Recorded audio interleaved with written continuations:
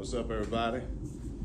Today I'm gonna do a 3-month parts update and review of my 2022 Can-Am Renegade 1000 XMR, known as the Warbird. Let me flip the camera around. We're gonna get right into it.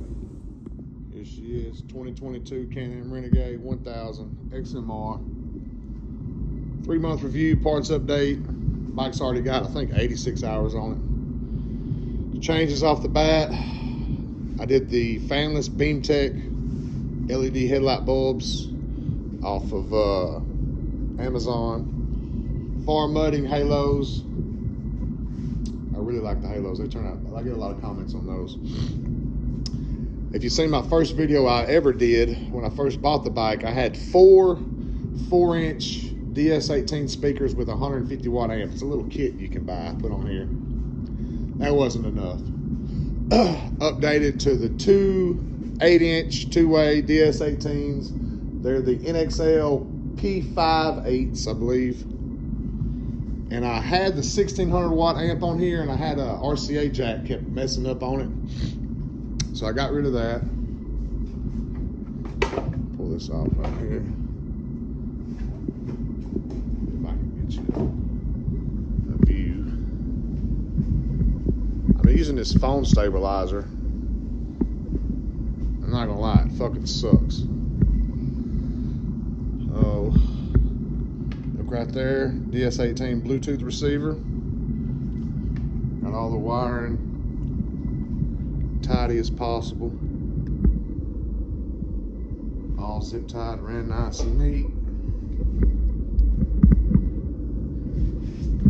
This amp here is the 1440 watt amp from DS18 that they advertise that is completely submersible for up to 30 minutes. So far, I've been on one ride with this new amp, 0 issues. Can get you a little shot in there of it. No, it's not just zip tied. I put a zip tie on there because it makes me feel better about life, but it is mounted top and bottom with spacers, some little collars I found. So it is not going nowhere. It's solid. I'm shaking the whole bike. The back of these is sealed with a rubber seal. So it's a mission to take off, but it's there for a reason, for, you know, keeping everything dry. Look at that. All that comes out. It's all waterproof. The fuse block's got a rubber seal in it. It's pretty nice. Got the RGBs on front and back, of course. That's what DS18 does. So that the entire stereo system's been updated. First thing, if you got a Renegade, the first thing you got to buy, snorkel horn cover. Love it. $40 Amazon, best thing going. OMD brass knuckle shifter. Love it. Gerber knife, absolutely love it. Gotta have it. 2-inch wheel spacers, 33s, 20-inch wheels. I had the bomb tuner on here, and I took it off because I didn't like it. So right now, I am running exhaust with no tune, 0 issues. I think it runs better without the damn tuner on it than it did. My wife bought me that for my birthday. OMD Desert Tan gas cap. Cheaper than the RJWCs, but I wanted the color match. I didn't really want the black and milled. I'm trying to keep the Desert Tans theme going a little bit, so. I've been running these right here since this brand, since I was racing sport quads. ODI grips, they are the best thing in the world. So once they sit in the sun for a little bit, which my stuff, it's never in the sun unless I'm riding, they get just a little bit tacky for good grip. They don't come off on your hands and all that crap. They're soft, they're comfortable to ride, the best thing going. Phone holder, of course. You gotta have something to hold those Mick Ultras when I'm out riding. Let's see right here. I am still rocking the Wild Boar rear rack. I'm going to the Lucky 7 just for looks. That's the only reason. I like how the Lucky 7 looks. RJWC rear tail lights. Sorry about the glare, the sun's beaming right now. I got rid of the reflector and then did the light out there too. $40 whip light, Amazon, solid mount with a spring. The only reason I got these zip ties on here right now is I got to where I started putting a flagpole. During the day I just slide a flagpole. Instead of having a little bitty whip flag, I'd do a 3x5 flag. It's big, obnoxious, and it looks cool. Empire dual exhaust. I don't know if you can see how clean those tips are. I'll show y'all what I use here in a second. As far as clutching goes, I've been playing around with EPI springs. I know everybody does the RevX and the whatever the fuck, the STM, the other one or whatever. With my riding style right now, I like to try to take care of my stuff so I don't wild out too much. Well, it's whiskey throttle sometimes, you know, whatever. Spring setup I got in there is great. I have zero issues with it. And if I update the clutches, yeah, I'll put a clear cover on there. So everybody knows the opposite gas cap that just pops out or whatever, opposite side of the gas cap. Big Boy Customs made me this. I sent them a picture of what I wanted. I think within an hour, they were sending me screenshots of the design screen on their computer of different layouts or whatnot. And I had this installed within, I think, a week, less than a week of talking to them on the phone and emailing back and forth. Big Boy Customs, y'all check them out. Awesome ass company. Speaking of awesome companies, I don't have the panty dropper on the front no more. Once I finally figured out the name of the bike, what I wanted to name it, I got a hold of Dirt Road Sports, found them on Instagram. Everybody uses them. Sent them a picture of what Big Boy Customs did for me. And I believe it was designed, cut, and shipped out to me within, I believe, 72 hours. Love it. Get a lot of compliments on it. Of course, this is just the factory Can-Am radiator relocate. I wanted to go with like a C-Fab or something cool like that. I just didn't want to see myself spending $1,000 at the time when I had other projects going on. Will I change it up? Maybe. I've been doing researches on the 10-inch stretches, you know, portals, whatnot, but then that changes how I get to ride, so we'll see. Still rocking the wild board floorboards.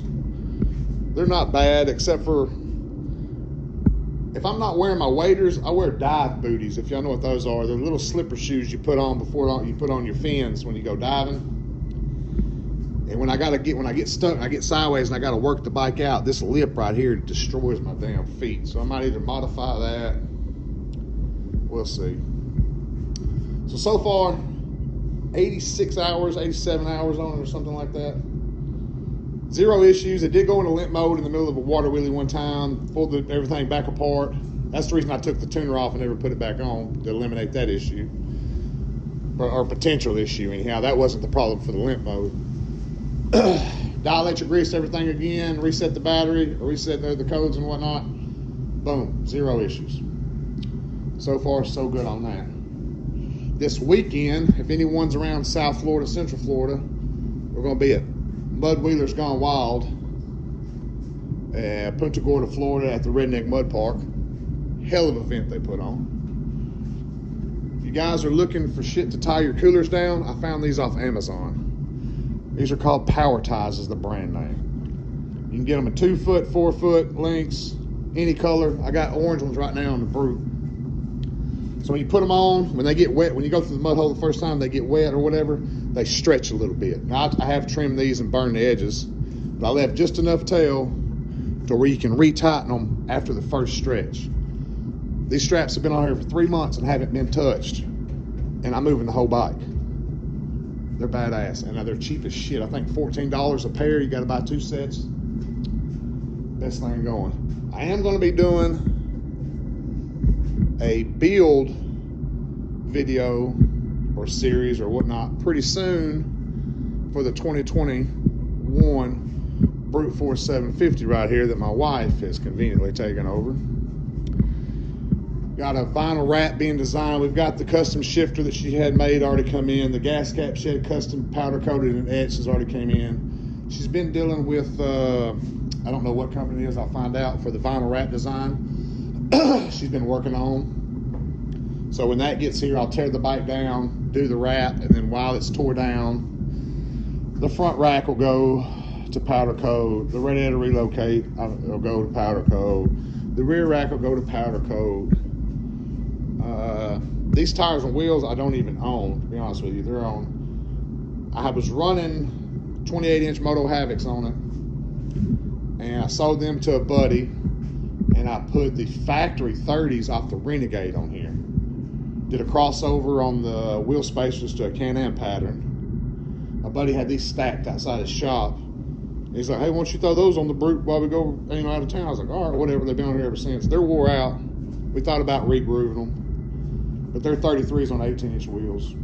They've been on several different bikes. We've ran the hell out of them. Brute does have the big gun slip-on. Good pipe. Sounds good. Makes it, V-twin motor, so it thumps nice. It does have the big gun tuner in it. I got hid right under the hatch here, the little block. Wild bore radiator relocate. It's got a Harbor Freight winch on it. I just now put the wild bore floorboards on there so the tires are clear. I bought this brand new in 21 and this thing has given me zero issues, and I mean zero. For the amount of money that you spend on this, I think I paid 10 grand for it out the door. It's the best, I guess I hate to say bang for your buck because that sounds stupid as shit, but it is the best bang for your buck. Zero issues with the bike, except for I did put the SYA snorkel kit on it when I first bought it, and then when my wife took it over, I actually had to extend the snorkels because she can't keep from sinking the damn thing. It's got a Power Base XL 850 soundbar on it that sounds good, but I do got more DS18 speakers and amps on the shelf we're going to swap over when we do the powder coat and all that good stuff. We're going to go to the slim light bar. This is kind of the old style type shit, you know. We'll go to a slim 12-inch light bar at the fire lead. The winch is actually unhooked right now because I thought I had a parasitic draw on the battery. Put a $250 lithium battery in it that lasted 1 weekend. I don't know if it was just a bad battery or what. Anyway, I unhooked the winch just to see if I'm worried about it had a draw, so I got enough lead out just in case if she needs a tug. No, the winch ain't broke. It's just prepared to tug my wife out of the hole. She likes turning them upside down in the middle of the water. But the bike's done great. As far as keeping them clean, I do not scrub my bikes. I don't use a mitt, a scrub brush, or nothing. I don't do any work whatsoever. And look at her, she's gleaming like a diamond in a goat's ass. I'll show you what I use. Forgive, that's my Christmas mess right there. Putting up Christmas decorations. I don't use the big pump sprayers no more because the seals suck on them. You buy these little cheap shits right here off Amazon. Formula 88. Best thing going. Half Formula 88, half water. It clean. You can do all Formula 88, but it cleans the same regardless. I take it. This thing moves slow as shit. Let's see. Just don't know what it wants to do. I take it. I spray it all over the bike. Spray it all over the bike. Let it sit for, I don't know, maybe 30 seconds. And I hit it with the pressure washer, and it comes absolutely clean. You can see by the exhaust pipe that she's been in the water and been in the mud. Sorry for the glare. The sun's beaming down here right now. And she's clean. I've had zero issues. Let's show you one little trick I do for the pressure washer. Hang on, let me grab it. I know it's brighter than shit outside. Instead of having the long wand, you're trying to get a long pressure washer wand in there. It's hard to do. This is what we rig up. Aftermarket hose, couplers. So you can take your damn pressure washer. I mean, you can get right in here and get on it. This is I think a 1700 PSI pressure washer. Does the job. After that's done, I mean, it literally takes no time to clean the bike. And I'm running one of these phone stabilizers, so forgive me, it don't swing right, I don't know. Piece of shit is what it is. Then after the bike's clean, I'll let it dry. I know everybody says SC1, yeah, whatever. I mean, I've used SC1 too, it's great, whatever. This is what I use. Use it on my work trucks, use it on equipment at work, use it on my four-wheeler, use it on my personal truck, use it everywhere. Best thing going. So I hit it with that. This thing, this phone stabilizer sucks. And if you can see how thick it is right now, let me get close. See how it's all bubbly? It's starting to hold dirt. So what I do, I just spray it. I don't wipe it down at all. I spray it, it'll sit like this, and it will hold. As fuzz and dirt comes through the air, it'll catch it. And it'll hold there, but that's fine. It'll sit like that until I put it on the trailer to go ride. Before I put it on the trailer to go ride, I'll take my terry cloth and I'll wipe it down. Boom, boom, shiny still, it looks good, mud falls right off. Can't beat it. And that's all I use. I even use the same thing for the tires. See that?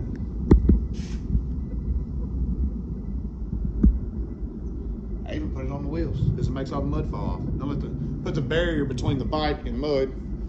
Makes cleaning so much easier. As far as servicing, before my bike goes out, which in 3 months, I've already got almost 90 hours on it. So we do rip a lot. A lot of times it's super late at night. So the videos kind of come out shitty, so I don't even post them. But I service the bike before I go out every time. Motor, transmission, rear diff, front diff. Every single time, without fail.